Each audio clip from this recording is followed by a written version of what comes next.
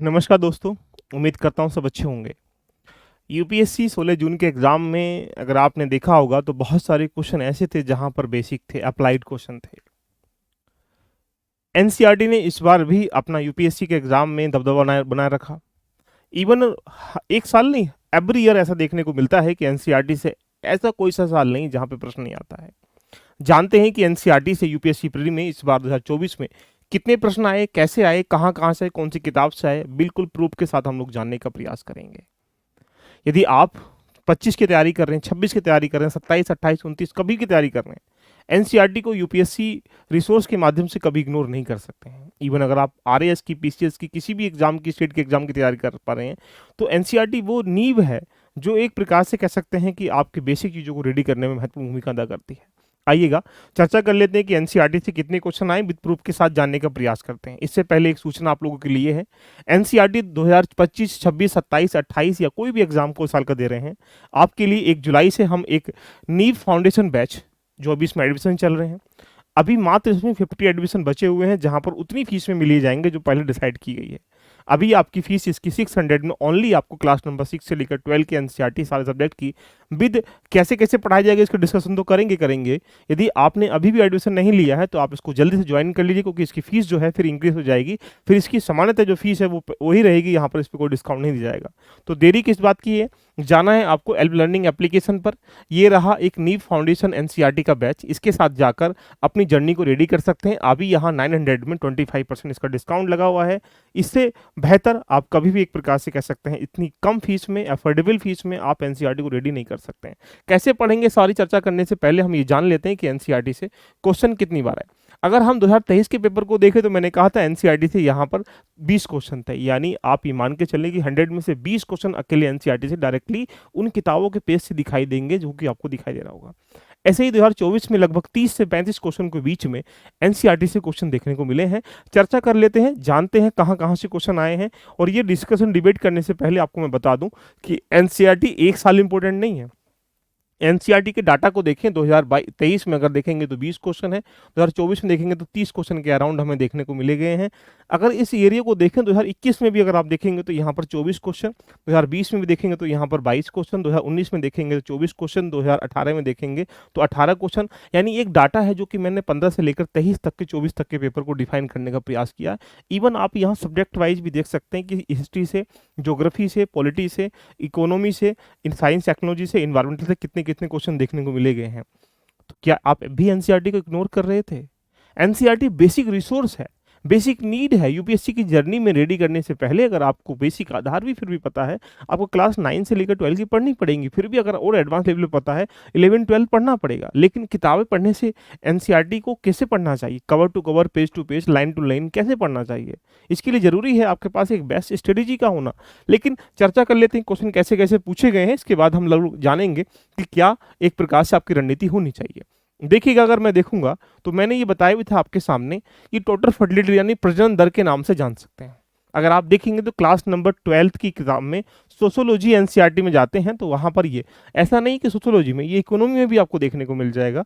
Even मैं बता सकता हूं कि यहाँ पर लिखा है the fertility rate refer to the number of the birth per 1000 women in the child bearing age group. देखिएगा, child bearing age group women के क्या लिखा है, the average number of the live birth women would have by the end of the her child bearing age. देखिएगा, मैं नहीं कह रहा हूँ, ये एनसीईआरटी कह रही है। पेज बता रहा हूँ, पेज निकाल के एनसीईआरटी क्लास नंबर 12 की सोशोलॉजी जैसे ही एनसीईआरटी उठाओगे वहीं से क्वेश्चन डायरेक्टली हिट हो जाएगा। देखिएगा, अभी यहीं से बात नहीं बनेगी। अगर इसी क्वेश्चन के सापेक्ष में अगर हम चर्चा करते हैं नेक्स्ट क्वेश्चन पे, तो ये देखने का प्रयास करें।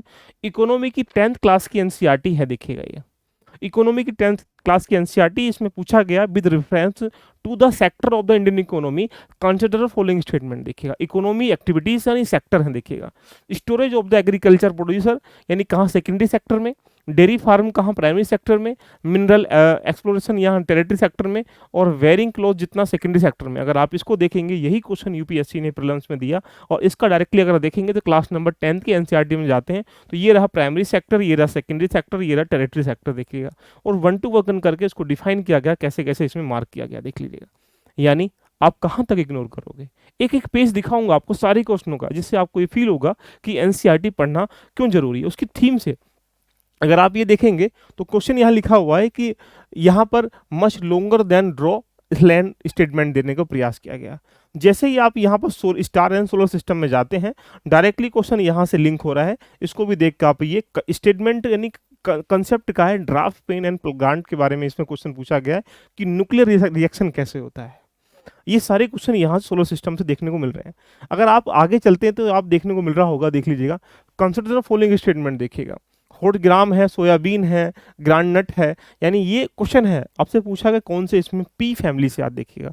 जैसे ही आप यूनिट नंबर 2 में जाते हैं तो यहाँ पर आपके सामने लिखा हुआ है कि many plant belong to the family are, एक प्रकार से sound of the pulse, gram है, अरहर है, सैम है, मूंग है, सोयाबीन है ना, ये सारी चीज़ें, ग्रांड नट है, ड्राई फ्रूट है। तो यानी ये क्या है, एक प्रकार से कह सकते हैं इस यूनिट नंबर 2 में डिफाइन करा गया, बिल्कुल सेम है।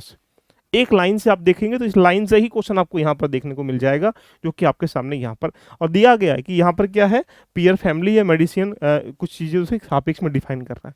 एक क्वेश्चन नहीं है, सारे क्वेश्चन दिखाऊंगा आपके सामने।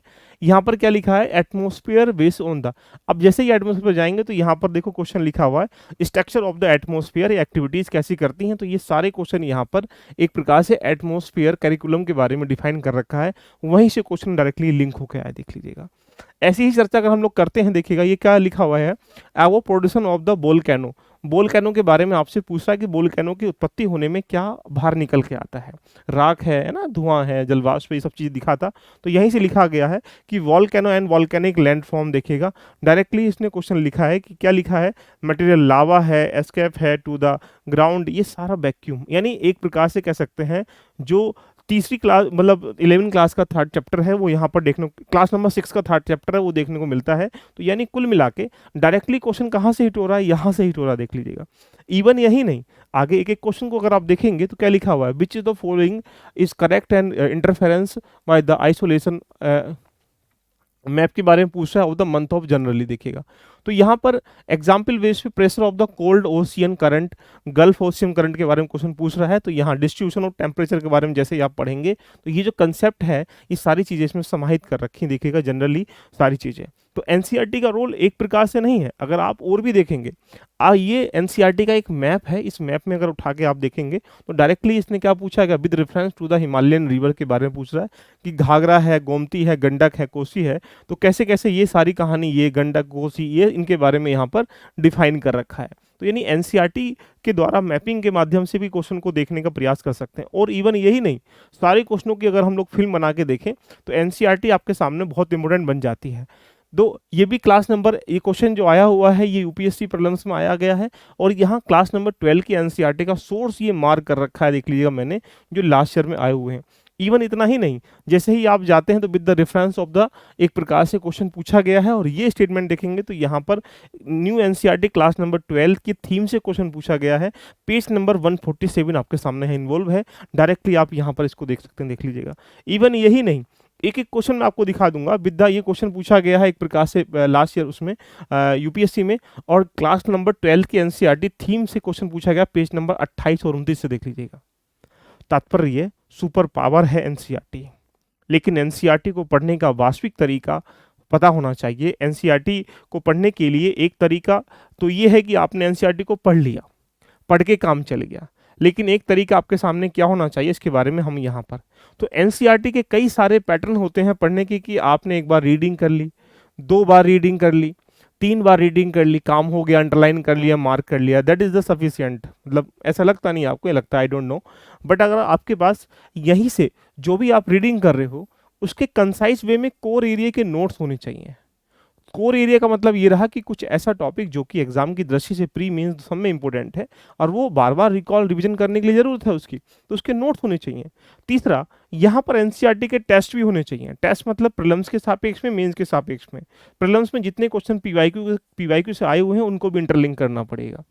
तीसरे स्टेटमेंट के हम लोग बात करेंगे तो यहाँ टेस्ट के अलावा अगर आप देखेंगे तो इंटरलिंक कैपेबिलिटी भी होनी चाहिए। जब तक आप इस बार क्वेश्चन देखा होगा, ज्योग्राफी के प्रश्नों को हिस्ट्री के प्रश्नों को, पॉलिटी के प्रश्नों को आप इन्वायरमेंट से जोड़ेंगे, तो इसके लिए यहाँ पर अगर क्लास नंबर 7 की एनसीईआरटी पढ़ रहे हो तो अगर वही टॉपिक क्लास नंबर 11 में, तो उसको इंटरलिंक करना पड़ेगा, राइट। तो यू कैन नो कि अगर यहाँ जान सकते हैं कि इंटरलिंक कैपेबिलिटी सिलेबस के साथ में होनी चाहिए, सिलेबस के सापेक्ष में आपके पास यहाँ पर जो सब्जेक्ट है उसके साथ भी होनी चाहिए, और साथ में टॉपिक के साथ भी इंटरलिंक कैपेबिलिटी होनी चाहिए। इसके अलावा आप यहाँ पर एनसीईआरटी को क्यों पढ़ रहे हैं? आपकी भाषा शैली के लिए, आंसर राइटिंग के लिए। तो उसे किस प्रकार से आंसर राइटिंग करें, उसके साथ में कुछ और एरिया को इन्वॉल्व करें। तो यानी एक तरीका तो ये आप पढ़ते चले जाएं, लेकिन अगर एनसीईआरटी अगर आपको पढ़ना है तो यहाँ एनसीईआरटी पढ़ने के लिए इन मल्टीपल एरिया का एक सहारा लेना पड़ेगा। इसीलिए 2025 का हमारे पास एनसीईआरटी न्यू फाउंडेशन बैच लाने का पर्पस ही ये है कि आप अगर 2025 का 26, 27, 28 का देके एग्जाम देना चाहते हैं, 29 का भी, तो आपके लिए 100 डे का यानी टारगेट सेट कर दिया गया है कि 100 डे का अगर आप पीसीएस भी दे रहे हैं, आरओ भी दे रहे हैं, उनमें भी पार्टिसिपेट करने का प्रयास करिए, क्योंकि ये एग्जाम के लिए बहुत ज़्यादा बेनिफिशियल है। ये 1 जुलाई से मैं इसकी डेट फिक्स कर दी गई है। पहले इसको 25-26 जुलाई से प्लान था इसे स्टार्ट करने का, लेकिन अभी नए मतलब मंथ से करेंगे तो 1 जुलाई से इसको स्टार्टिंग कर दिया गया। अभी इकोनॉमी की एनसीईआरटी चल रही है, आप वहाँ डेमो के रूप में देख भी सकते हैं।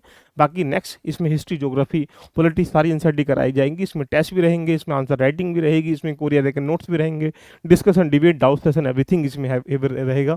तो यहाँ पर 100 डे का प्रोग्राम है। इस 100 डे के प्रोग्राम में पूरा कैसे कैसे रहेंगी सारी चीज़ें हम लोग यहाँ इसको शो करेंगे।